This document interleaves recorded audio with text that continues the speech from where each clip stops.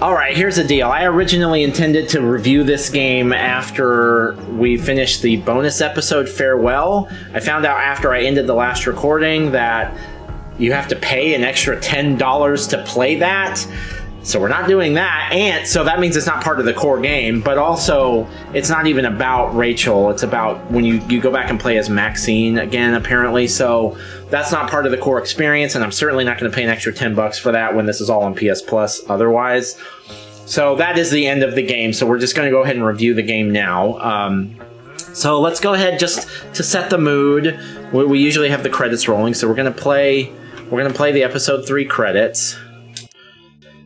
And we will say, all right, we did it. That is the end of Life is Strange Before the Storm. First things first, the bottom center of the screen says that we have beaten 62 games in 2024 and 509 since we started doing this in 2020.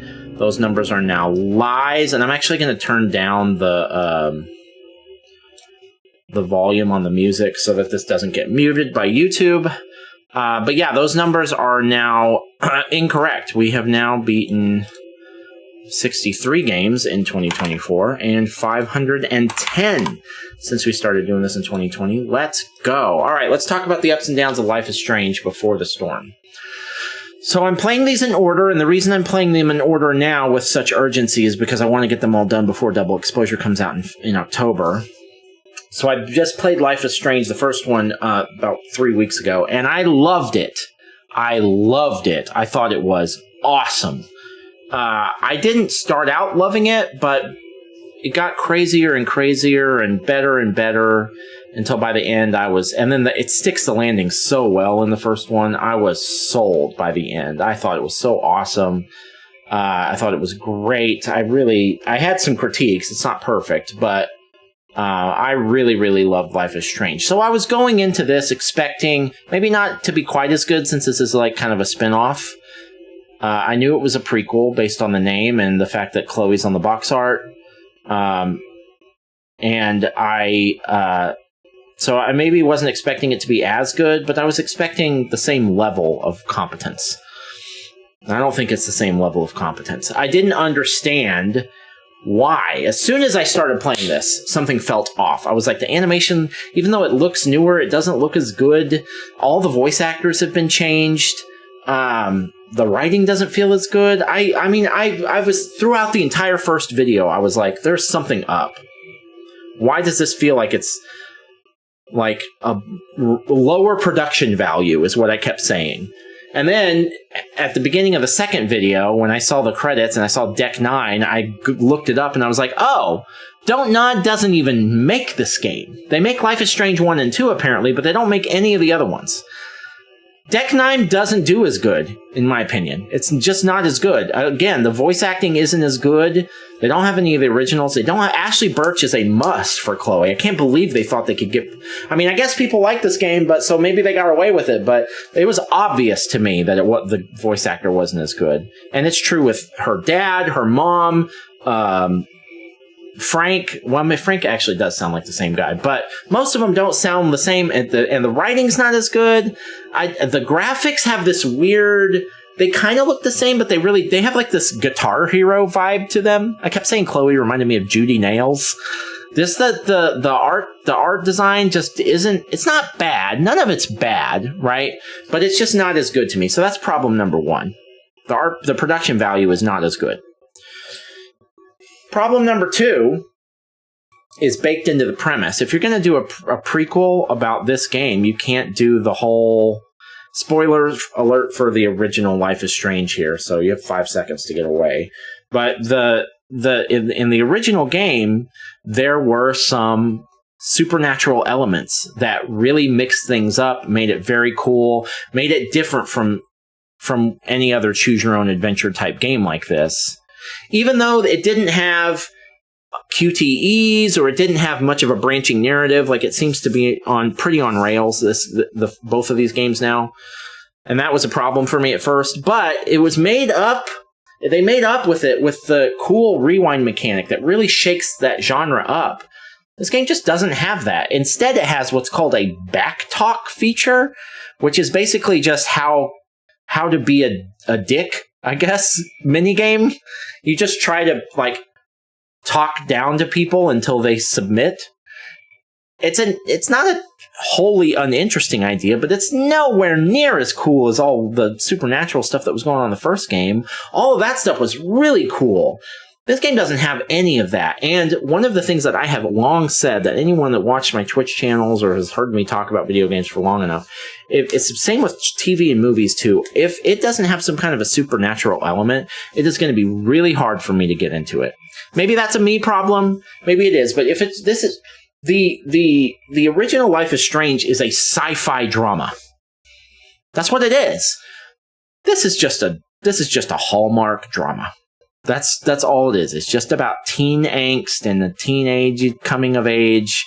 It really doesn't, even outside the realms of that supernatural stuff, this game doesn't have the stakes that the first one had, and it's not even close. The first one was, you know, you run into some drug dealers in this game, and that's about as heavy, like, as far as, like, crazy as it gets. It just never gets that crazy. The first game gets super crazy, like, straight, like, just absolutely insane, which is what part of what I liked about it. So that's the second problem, is this game just doesn't go anywhere for me plot-wise that's that interesting. This backstory stuff is fine. It's not like I'm sad that they made it. But if you're going to put the Life is Strange, I'd be very interested to... as soon as I'm done with writing all my reviews and posting all my review stuff for this game, I'm going to read the Metacritic reviews, because I'm curious to know what people thought about this game as opposed to the first one. But I don't think it's even in the same ballpark. It's the story's not as interesting, the mechanics aren't as interesting, the production value's not as good. I mean... There are a couple of things that I'll say. I think the character of Rachel Amber is very well done. I think she's probably the best voiced, best written character in the game. I think she's the most interesting. She's a bright spot. She's an interesting character, and it's good to be able to get to see what she was like after having played the first game. But that is not enough to carry a game like this. So when I think about where I'm going to rank a game like this, I think about all the other choose-your-own-adventure type games that I've played. The Dark Pictures games, which I love because they have crazy branching narratives. People can die all the time. There's usually some kind of supernatural element. It's got all the things that I like. Very choose-your-own-adventure type stuff. You end up in a very different place on first playthrough than you do on second playthrough, or that someone else would. You know, it really gives you that choose your own adventure vibe. Life is Strange, so far these first two games do not do that. You end up in the same spot. I'm pretty sure, I can just tell by the way that the game is going, that the game is played. I'm going to be at that final scene that I'm not going to say what it is, but I'm going to be at that final scene that I was just at, no matter what. No matter what choices I make, no matter what I click on. That's why I didn't feel compelled in these games to click on any of the optional stuff, because it doesn't seem like it has anything to do with where you're going to end up. You don't have that feeling like, oh, I better check everything, otherwise I'm going to end up paying for it later. You just don't get that feeling. You get some stats at the end. It's like, oh, you didn't check the plant. Well, you missed that little bit of lore. Fine, I don't care. There's plenty of lore outside of that I can get my hands into in the main story. So, it's not going to rank as high as those Dark Pictures games where there's all those crazy branching narratives. It's not going to rank as high as the games like Heavy Rain and Detroit Become Human, where there's a lot more video gamey stuff with QTEs, a lot more branching narrative type options kind of stuff. It's not going to rank as high as that. And it's not even going to rank as high as something like As Dusk Falls. The As Dusk Falls is a pretty good game in this genre too, because it's not crazy supernatural, doesn't have any kind of supernatural element, and it doesn't have a lot of crazy branching narrative stuff, but it does have a really good story, really good writing, and it does have some good skill-based stuff like some QTEs, and it has and it does have, like, the choices that you make actually do seem to have a real effect on the story. I just didn't get that impression from this.